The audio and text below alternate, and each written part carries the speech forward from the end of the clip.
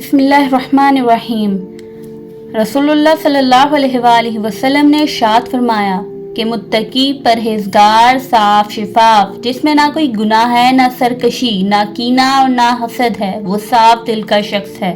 نبی کریم صلی اللہ علیہ وسلم ایک رات نماز پڑھ رہے تھے کہ ایک بچھو نے آپ کو ڈس لیا۔ جب آپ نماز سے فارغ ہوئے تو فرمایا، اللہ تعالیٰ بچھو پر لعنت کرے، یہ نمازی اور غیر نمازی کسی کو نہیں چھوڑتا۔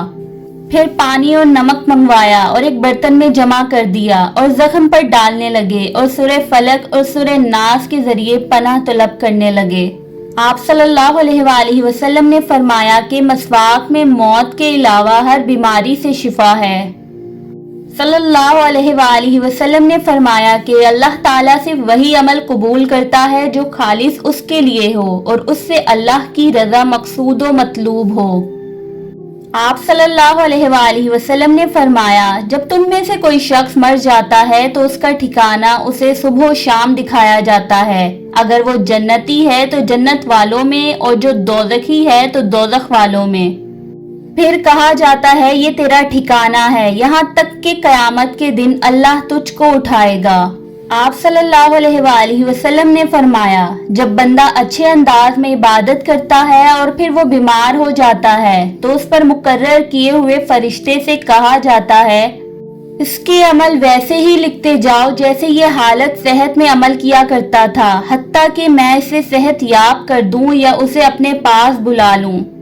صلی اللہ علیہ وآلہ وسلم نے فرمایا کہ جب بھی کوئی انسان ظلم سے قتل کیا جاتا ہے تو آدم علیہ السلام کے سب سے پہلے بیٹے قابیل کے نامہ اعمال میں بھی اس قتل کا گناہ لکھا جاتا ہے، کیونکہ قتل ناحق کی بنا سب سے پہلے اسی نے قائم کی تھی۔ آپ صلی اللہ علیہ وآلہ وسلم نے ارشاد فرمایا، اللہ اس بندے پر رحم فرمائے جو رات اٹھ کر تہجد پڑھے، اپنی اہلیہ کو جگائے اور وہ نماز پڑھے، لیکن اگر وہ انکار کرے تو اس کے چہرے پر پانی چھڑکے۔ اللہ اس عورت پر رحم فرمائے جو رات کو اٹھ کر تہجد پڑھے، اپنے خاوند کو اٹھائے اور وہ نماز پڑھے، لیکن اگر وہ انکار کرے تو وہ اس کے چہرے پر پانی کے چھینٹے مارے۔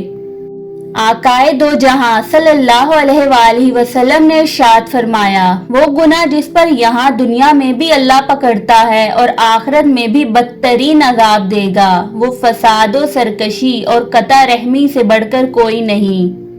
فرمان آخری نبی صلی اللہ علیہ وآلہ وسلم ہے کہ جب تم اپنے گھر میں داخل ہو تو سلام کہو، یہ تمہارے لیے اور تمہارے گھر والوں کے لیے برکت کا باعث ہوگا۔ آپ صلی اللہ علیہ وآلہ وسلم نے فرمایا، بیٹیوں کے رشتوں کے حوالے سے بیویوں سے مشورہ کر لیا کرو۔ بارش میں نہانا سنت ہے۔ حضرت انس رضی اللہ عنہ بیان کرتے ہیں، ہم رسول اللہ صلی اللہ علیہ وآلہ وسلم کے ساتھ تھے کہ ہم پر بارش برسنے لگی تو رسول اللہ صلی اللہ علیہ وآلہ وسلم نے اپنا سر اور کندھے کا کپڑا ہٹا دیا، حتیٰ کہ بارش آپ کے جسم پر پڑنے لگی۔ ہم نے عرض کی، اے اللہ کے رسول، آپ نے ایسا کیوں کیا؟ آپ نے فرمایا، کیونکہ یہ ابھی ابھی اپنے رب کی طرف سے آ رہی ہے۔ آپ صلی اللہ علیہ وآلہ وسلم نے ارشاد فرمایا، اپنے شوہر کی اطاعت کرنے والی عورت کے لیے ہوا میں پرندے، پانی میں مچھلیاں، آسمان میں فرشتے اور چاند سورج اس وقت تک استغفار کرتے رہتے ہیں جب تک کہ وہ اپنے شوہر کی اطاعت میں رہتی ہے۔ حضرت علی رضی اللہ عنہ نے فرمایا، جب کوئی چیز اپنے والدین کو دو تو اس طرح دو جس طرح کوئی غلام اپنے آقا کے سامنے کوئی چیز پیش کرتا ہے۔ نبی کریم صلی اللہ علیہ وآلہ وسلم نے فرمایا، تم میں سب سے بہتر وہ ہے جو اخلاق میں اپنی عورتوں کے حق میں سب سے بہتر ہو۔ بیٹیوں سے محبت کرنا، انہیں عزت دینا اور انہیں جگر کا ٹکڑا کہنا، یہ بھی میرے نبی کریم صلی اللہ علیہ وآلہ وسلم کی ہی سنت ہے۔ رسول صلی اللہ علیہ وآلہ وسلم نے فرمایا، اللہ سے ڈرو اور اپنی اولاد کے درمیان انصاف کو قائم رکھو۔ رسول صلی اللہ علیہ وآلہ وسلم نے فرمایا کہ جو کوئی مسلمان اپنے مسلمان بھائی کو مصیبت میں تسلی دے، اللہ تعالیٰ قیامت کے دن اسے عزت کا جوڑا پہنائے گا۔ سرکار دو عالم صلی اللہ علیہ وآلہ وسلم کا ارشاد ہے، آدمی جب ماں باپ کے لیے دعا چھوڑ دیتا ہے اس کا رزق روک دیا جاتا ہے۔ صلی اللہ علیہ وآلہ وسلم نے فرمایا جس شخص نے سورہ واقعہ پڑھی اس پر فکر و فرقہ نہیں آئے گا۔ رسول صلی اللہ علیہ وآلہ وسلم نے فرمایا مریض کی عیادت کرنے والا واپس آنے تک جنت کے باغ میں رہتا ہے۔ آپ صلی اللہ علیہ وآلہ وسلم نے ارشاد فرمایا جس شخص پر لڑکیوں کی پرورش اور دیکھ بھال کی ذمہ داری ہو اور وہ اس کو صبر و تحمل سے انجام دے تو یہ لڑکیاں اس کے لیے جہنم سے آڑ بن جائیں گی۔ فرمانے مصطفیٰ صلی اللہ علیہ وآلہ وسلم ہے کہ جو میری محبت کی وجہ سے اپنے لڑکے کا نام محمد یا احمد رکھے گا اللہ تعالیٰ باپ اور بیٹے دونوں کو بخشے گا۔ آپ صلی اللہ علیہ وآلہ وسلم نے ارشاد فرمایا جو درجہ خاموشی کی وجہ سے انسانوں کو ملتا ہے وہ 60 برس کی نفل عبادت سے بہتر ہے۔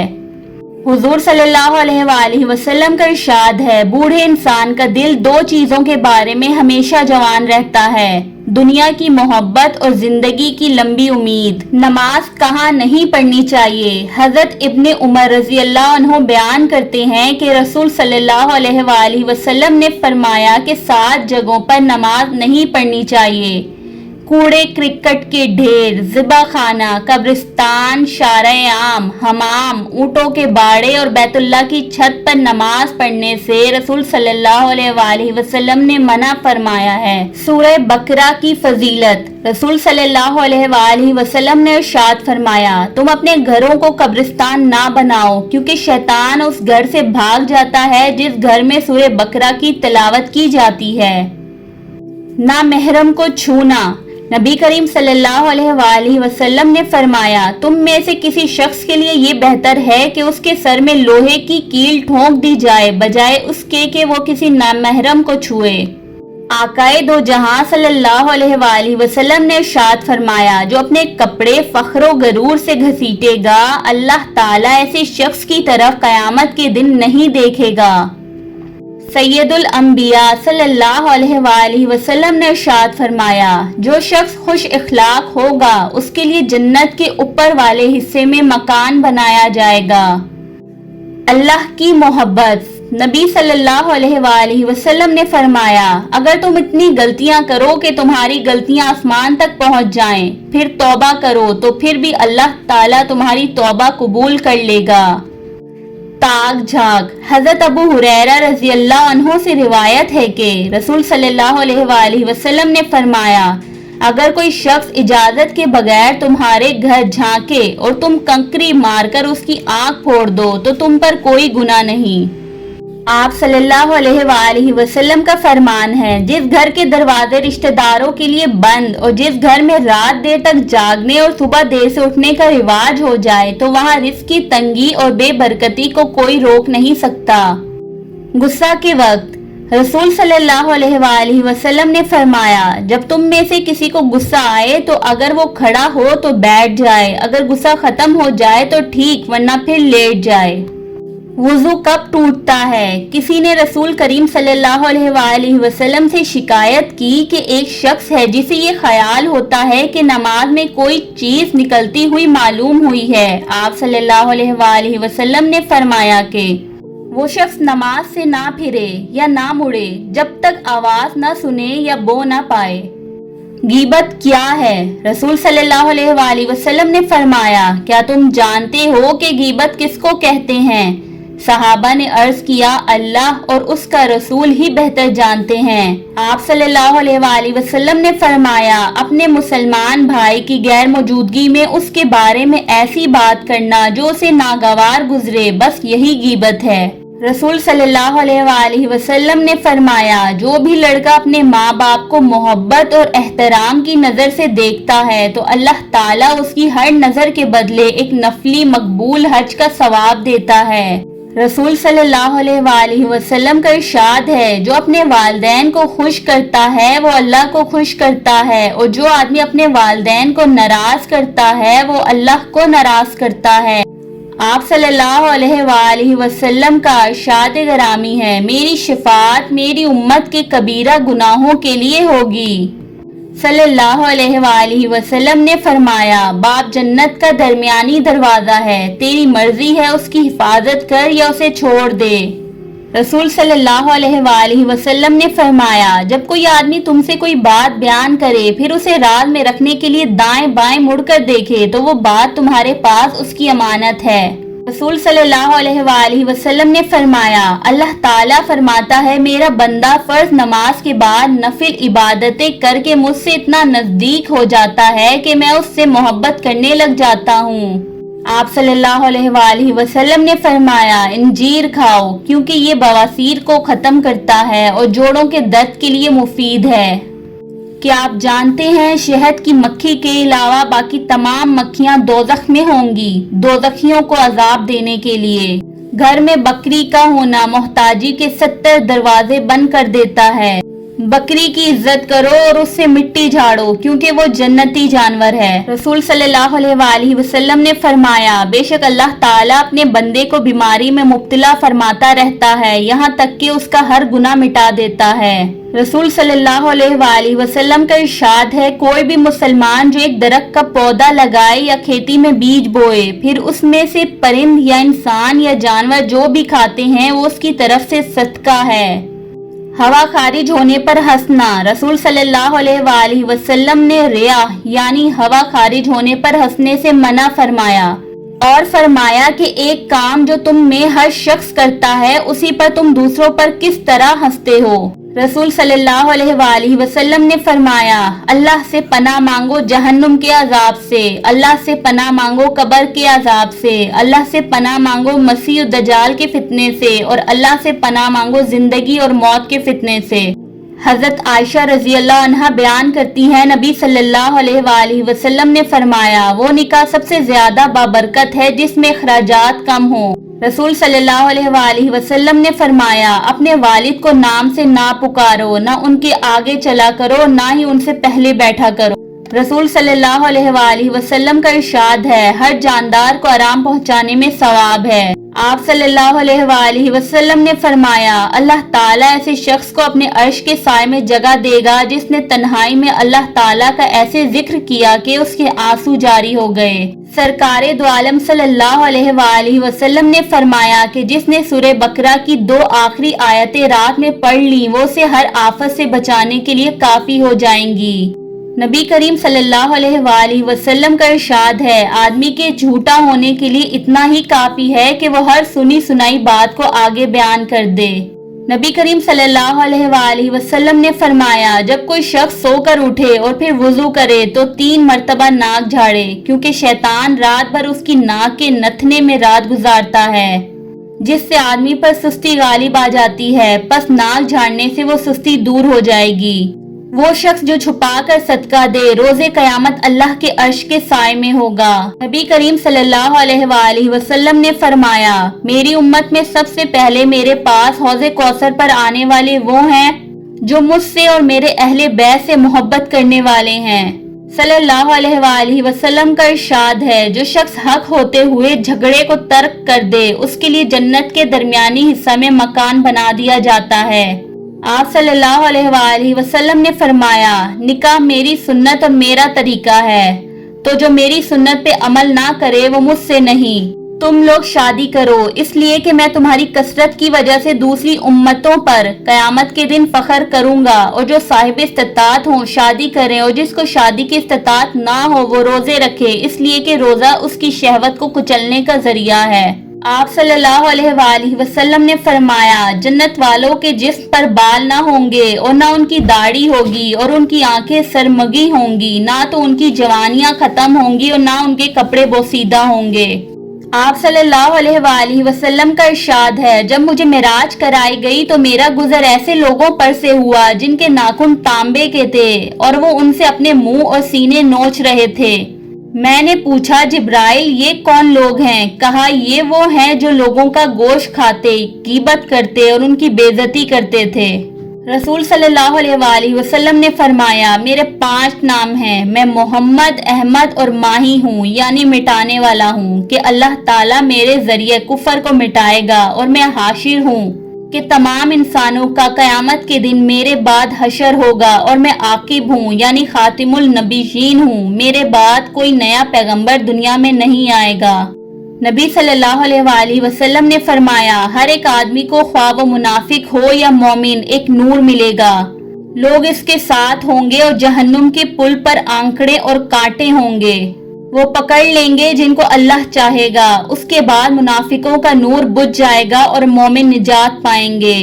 صلی اللہ علیہ وآلہ وسلم کا ارشاد ہے اگر کوئی صاحب طاقت ہو تو اسے نکاح کر لینا چاہیے، کیونکہ نظر کو نیچی رکھنے اور شرمگاہ کو بدفعلی سے محفوظ رکھنے کا یہ ذریعہ ہے، اور کسی میں نکاح کرنے کی طاقت نہ ہو تو اسے روزے رکھنے چاہیے کیونکہ وہ اس کی شہوت کو ختم کر دیتا ہے۔ رسول صلی اللہ علیہ وآلہ وسلم نے فرمایا جس کی بیٹی واپس آ جائے، طلاق ہو گئی یا بیوہ ہو گئی یا اپنے گھر میں بس نہ سکی، تو واپس آنے والی بیٹی کی جو باپ خدمت کرے گا، میرے رسول پاک صلی اللہ علیہ وسلم فرماتے ہیں میں قیامت میں اس کا سفارشی بنوں گا۔ حضرت محمد صلی اللہ علیہ وآلہ وسلم فرماتے ہیں مہمان اپنا رزق لے کر آتا ہے اور صاحب خانہ کے گناہ لے کر جاتا ہے۔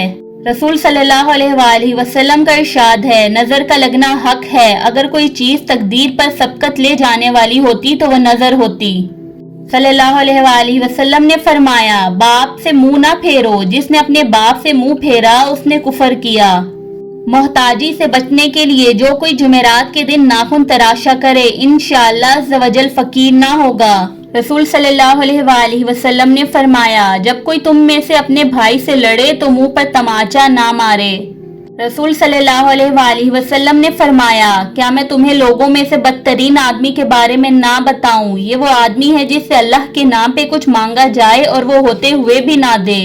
فرمان مصطفیٰ صلی اللہ علیہ وآلہ وسلم ہے روٹی کا احترام کرو کہ وہ آسمان و زمین کی برکات سے ہے، جو شخص دسترخوان سے گری ہوئی روٹی کو کھا لے گا اس کی مغفرت ہو جائے گی۔ صلی اللہ علیہ وآلہ وسلم نے فرمایا جو شخص جنازے کے پیچھے چلا اور اسے 3 دفعہ کندھا دیا تو اس نے جنازے کا حق اپنے اوپر سے ادا کر دیا۔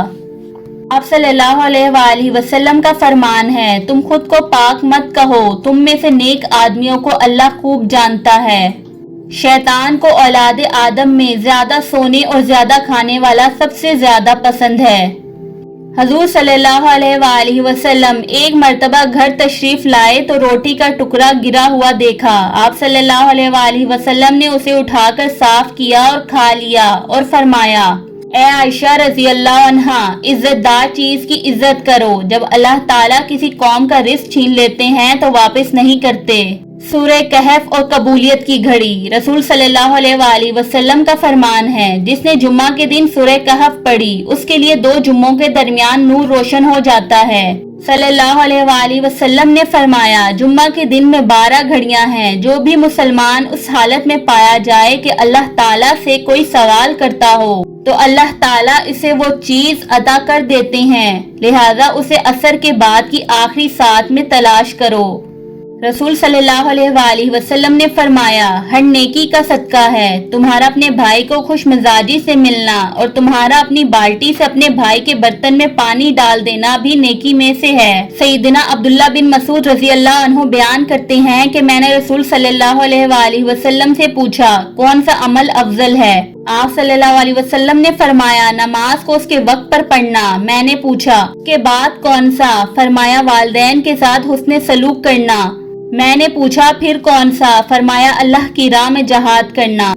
آپ صلی اللہ علیہ وآلہ وسلم نے فرمایا جس شخص نے کسی مسلمان کی دنیاوی تکلیفوں میں سے کوئی تکلیف دور کی اللہ تعالیٰ اس کی قیامت کی تکلیفوں میں سے کوئی تکلیف دور کر دے گا۔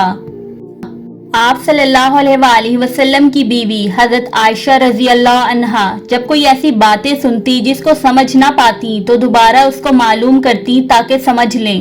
چنانچہ نبی کریم صلی اللہ علیہ وآلہ وسلم نے فرمایا کہ جس سے حساب لیا گیا اسے عذاب دیا جائے گا۔